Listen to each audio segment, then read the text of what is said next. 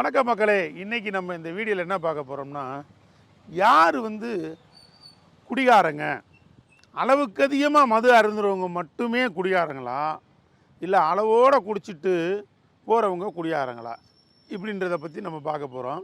இதில் ஒரு சூட்சம் இருக்குது. அளவுக்கு அதிகமாக குடி, அதாவது போதை அளவுக்கு அதிகமாக ஆகி அவங்க ஒரு உச்சநிலைக்கு போய் அவங்க ஒரு தகராறு பண்ணுறாங்க. இல்லைன்னா அன்கான்ஷியஸாக படுத்து கீழே மயக்க நிலையில் போதையில் படுத்து கிடக்காங்க. இடம் பொருள் ஏவல் தெரியாமல் ரோட்டில் கூட அப்படின்னு சொல்லி படுத்து கிடக்காங்க. இல்லை அப்படின்னா குடும்பத்தில் போய் அப்படி இப்படின்னு வாய்க்கு வந்ததெல்லாம் பேசுகிறாங்க. நல்லா இருந்த மனுஷன் குடிச்சிட்டு வர்றேன், குடிச்சிட்டு வந்த உடனே இந்த அளவுக்கு கேரக்டர் மாறி நடந்துக்கிறானே அப்படின்னு மற்றவங்க பார்க்கும்பொழுது ஒரு ஆச்சரியப்படுற அளவுக்கு அவன் நடக்கிறான். அப்படின்னா அது அளவுக்கு அதிகமாக குடிச்சிட்டு அவன் செய்யக்கூடிய செயல்கள்.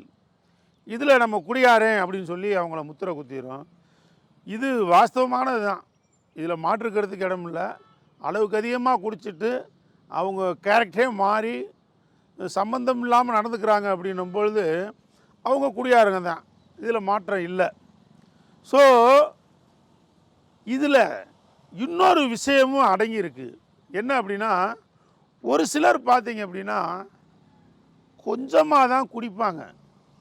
ஒரு குவாட்ரோ இல்லை கட்டிங்கோ இல்லை ஒரு 4 ounce இதுக்குள்ளே தான் குடிப்பாங்க.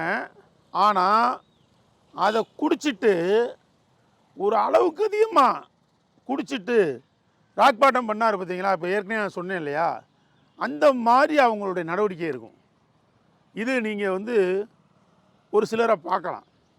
அந்த குடும்பத்தாருக்கு அது தெரியும் ஓரளவு.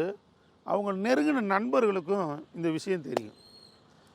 என்னடா கொஞ்சம் தான் குடித்தான், ஆனால் இவன் ஒரே அலப்புறை பண்ணுறான், ஒரே கான்ஷியன்ஸுக்கு போயிட்டான், ஒரேதாக இவன் மற்றவங்கள்ட்ட தகராறு பண்ணுறான், இவன் பேச்சு நடவடிக்கை எல்லாமே மாறிடுச்சு அப்படின்னு பார்த்தா உண்மையிலே அவரும் குடியாரு தான்.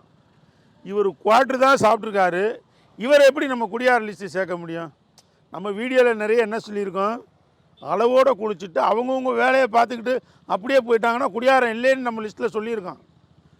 அளவுக்கு அதிகமாக குடிச்சிட்டு இந்த மாதிரி வேறு விதமாக ஒரு மனிதர் நடவடிக்கை இருக்குது அப்படின்னா அவங்கள குடியாரேன் அப்படின்னு சொல்கிறோம். ஸோ இதில் என்னென்னா, அளவோடு குடித்தாலும் அவங்க கேரக்டர் மாறிடுச்சு அப்படின்னாலே குடியாரன் தான் அப்படின்ற ஒரு சூட்சமத்தையும் இந்த வீடியோவில் நம்ம சொல்கிறோம். அதாவது குடிக்கிற எல்லாமே குடியாரங்களா கிடையாது. குடிச்சிட்டு அவங்க வேலையை பார்க்க முடியாமல் நாளடைவில் அவங்க ஒரு சம்பந்தம் இல்லாத அவங்க கேரக்டர் வெளிப்படுது அப்படின்னும் போது அவங்கள தான் நம்ம குடியார லிஸ்ட்டில் சேர்க்குறோம். அளவோடு கொஞ்சமாக தான் இவர் குடிச்சிருக்காரு, ஆனாலும் இவர் கேரக்டர் மாறுபடுது அப்படின்னா இவங்களே நம்ம குடியார லிஸ்ட்டில் சேர்த்துடுறோம். அளவோடு குடிச்சிட்டு அவங்கவுங்க வேலையை பார்த்துட்டு கரெக்டாக அதை ஒரு உணவுப் பொருள் மாதிரியே பழக்கிட்டு கொண்டு போயிட்டுருக்காங்க பார்த்தீங்களா.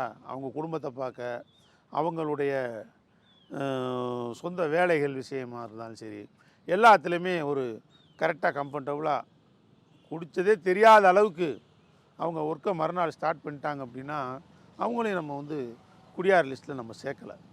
ஸோ இதுக்கு ஒரு சின்ன உதாரணம் இருக்குது. ஒரு நண்பர்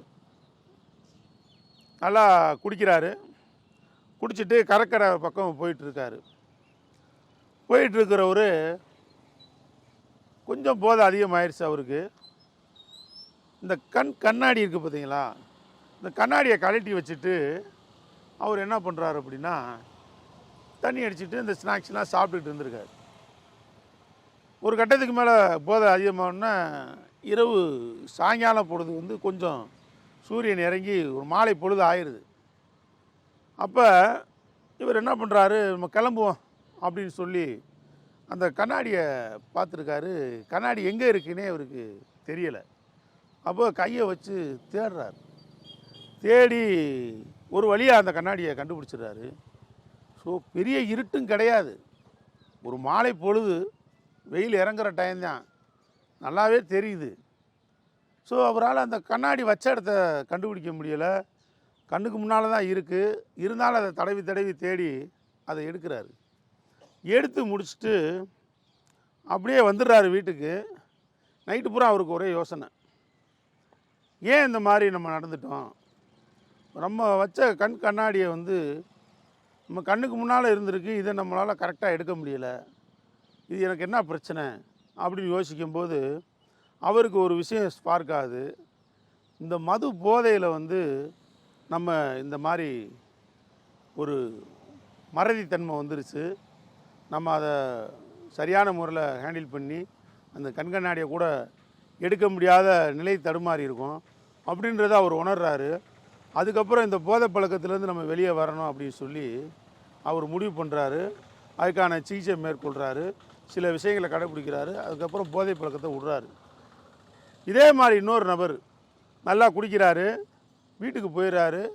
எந்த ஒரு ஆர்ப்பாட்டம் அலப்பறம் எதுவும் கிடையாது, யார்ட்டையும் சண்டை போட மாட்டார், எந்த பிரச்சனையும் வச்சுக்க மாட்டார். இருந்தாலும் அவர் வீட்டுக்கு போய் ரூமில் படுத்துடுறாரு. காலையில் நல்ல போதையில் இருந்த வாசி நைட்டு 1 மணிக்கு மேலே தான் தூங்குறாரு. காலைல அவங்க வீட்டில் மனைவி காப்பி கொண்டு வர்றாங்க. அந்த கதவை தட்டி காப்பியை கொடுக்குறாங்க. இவர் காப்பியை சாப்பிட்ட மணிக்கு வாங்கிக்கிட்டு காப்பியை சாப்பிட்ட மணிக்கு அப்படியே வெளியே படியில் ஏறி இறங்கி வர்றாரு. வீட்டுக்குள்ளே மாடியிலேருந்து கீழே வர்றாரு. வரும்போது பார்த்திங்கன்னா அவங்க பொண்ணு யதார்த்தமாக வர்றாங்க. வந்தோடனே பார்த்துட்டு என்னப்பா அப்படின்னு சொல்லி ஒரு அலர்ஜியாக ஒரு பயந்த கோலத்தோடு கத்திட்டு அப்படி கண்ணை மூடுறாங்க. அதுக்கப்புறம் தான் அவர் பார்க்குறாரு, பொட்டு துணி கூட இல்லாமல் அப்படி எந்திரிச்சு நடந்து வந்திருக்காரு. ஸோ நைட்டு போதையில் அவர் துணியெல்லாம் விலகி இருந்திருக்கு, வெளியே கீழே கழட்டி கிடந்திருக்கு. இதெல்லாம் அவருக்கு தெரியலை. காலையில் எந்திரிச்ச உடனே கேஷுவலாக வர்ற மாதிரி வர்றாரு. அந்த போதையினுடைய மயக்கம் அவர் தலைக்குள்ளேயே தான் இருக்குது. அந்த சரியான அந்த தெளிவுத்தன்மைக்கு வரலை அவர். அதோடு அவர் வெளியே கீழே இறங்கி வந்த உடனே அந்த பொண்ணு பார்த்து பயந்ததுக்கப்புறம் தான் இவர் பார்க்குறாரு, உடம்புல ஒட்டு துணி இல்லை. அப்போ அவருக்கு அந்த இடத்துல ஸ்பார்க் ஆகுது, ஒரு அவமானமாகுது, ஒரு மன கஷ்டமாயிருது. உடனே அவரும் இந்த மாதிரி ஃபீல் பண்ணுறாரு.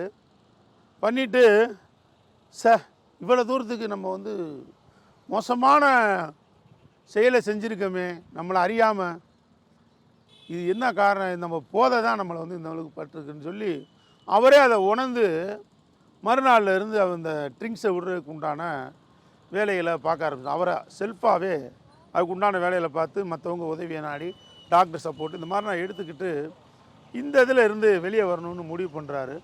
முடிவு பண்ணி வெளியே வந்துடுறாரு. ஸோ இது ரெண்டுமே நடந்த சம்பவம் அப்படின்னு சொல்கிறாங்க. அவங்க சொன்னதை வச்சு தான் நான் அவங்ககிட்ட ஷேர் பண்ணுறேன். இந்த மாதிரி வந்து அளவுக்கு அதிகமாக குடிச்சிட்டு ஒரே ஆர்ப்பாட்டம் பண்ணித்தான் அவனை குடியாரேன் அப்படின்ற முத்திரை நம்ம குத்த வேண்டிய அவசியம் இல்லை. இவங்க குடினால அன்கான்ஷியஸ் ஆயிடுறாங்களா, தன் நிலையை மறந்துடுறாங்களா, நிலையை தடுமாறுறாங்களா அப்படின்றது தான் முக்கியமான விஷயம். நான் சொன்ன இந்த 2 நபருமே யார்கிட்டையும் பிரச்சனை கொடுக்காத ஆள், குடிப்பாங்க நல்லா, ஆனால் யார்கிட்டையும் பிரச்சனை கொடுக்காத ஆளுங்க. ஆனாலும் இவங்களுக்கு உளவியல் ரீதியாக அந்த மது உள்ளே போன உடனே சில மாற்றங்களை கொடுக்குது. அதனால் அவங்களுக்கு நடவடிக்கைகளும் ரொம்பவே மாறிடுது, கேரக்டர்ஸுக்கு வந்துடுறாங்க ஆட்டோமேட்டிக்காக. அப்போ இவங்களுக்கு குடி பிரச்சனை, ஆனால் கண்டிப்பான முறையில் இவங்களுக்கு குடி பிரச்சனை. இவங்க மது வந்து இவங்களுக்கு ஒத்துக்காது, உடல் ஒவ்வாமை, மது இவங்களுக்கு சேராது. இவங்க என்ன செய்யணும், அறவே இந்த குடிப்பழக்கத்தை நிப்பாட்டினா தான் இவங்களை இந்த சமுதாயமும் குடும்பமும் எல்லாருமே ஏற்றுக்குவாங்க, நல்ல வாழ்க்கைக்கு திரும்ப முடியும். இதே மாதிரி ஒவ்வொரு வீட்லேயும் சரி, அவங்களுக்கு தெரிஞ்ச நண்பர்களுக்கோ உறவினர்களுக்கோ இது மாதிரி சம்பவங்கள் எங்காவது நடந்தது அப்படின்னா உங்கள் காதில் கேட்டாலோ ஏதோ ஒன்றாலும் இந்த பழக்கத்திலேருந்து வெளியே வரணும் அப்படின்னு நினைக்கக்கூடிய நண்பர்கள் யாராச்சும் இருந்தால் தாராளமாக இந்த நம்பருக்கு கீழே கான்டாக்ட் பண்ணுங்கள். கீழே நம்பர் கொடுத்துருக்கேன், அதுக்கு ஃபோன் பண்ணி கேட்டுக்குங்க. முழு விருப்பம் இருக்க அந்த குடிக்கிற நபர் எனக்கு குடியை விடணும் அப்படின்னு வந்துட்டால் அவங்களுக்கு இலவசமாக 10 பைசா செலவு இல்லாமல் அவங்கள இந்த குடிப்பழக்கத்திலேருந்து வெளியே கொண்டு வந்து நல்ல வழிக்கு கொண்டு போகிறதுக்கு நாங்கள் உதவ தயாராக இருக்கோம். இதே நேரத்தில் குடி இவருக்கு பிரச்சனை தான்ப்பா, எங்களுக்கே நல்லா தெரியுது, ஆனால் அவர் ஒத்துக்க மாட்டுறாரு, இவர் எனக்கு குடி பிரச்சனை இல்லைன்னு நினைக்கிறாரு அப்படின்ற மாதிரி இருந்தால் அவங்கள எப்படியாவது வெளியே கொண்டு வரணும்னு ஆசைப்பட்டீங்கன்னா அதுக்கு இந்த நம்பருக்கு கால் பண்ணுங்கள். நாங்கள் முழு விவரத்தையும் நாங்கள் சொல்கிறோம். இதுக்கு வந்து ஒரு 3-4 மந்த்ஸு அவருக்கு விருப்பத்தை கொண்டு வர்றதுக்கு கவுன்சிலிங், டாக்டர் சப்போர்ட் இதெல்லாம் கொடுக்க வேண்டிய இருக்குது. அதுக்கு சின்ன சின்ன செலவுகளாகும்.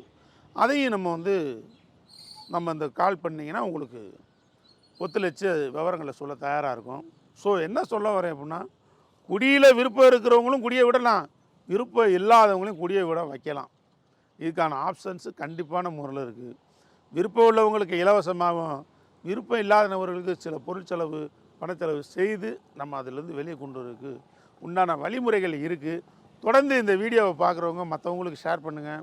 பெல் ஐக்கானை கிளிக் பண்ணி வச்சுங்க. தொடர்ந்து நம்ம சேனலை சப்ஸ்கிரைப் பண்ணி வச்சுங்க. தேங்க்யூ, பாய்.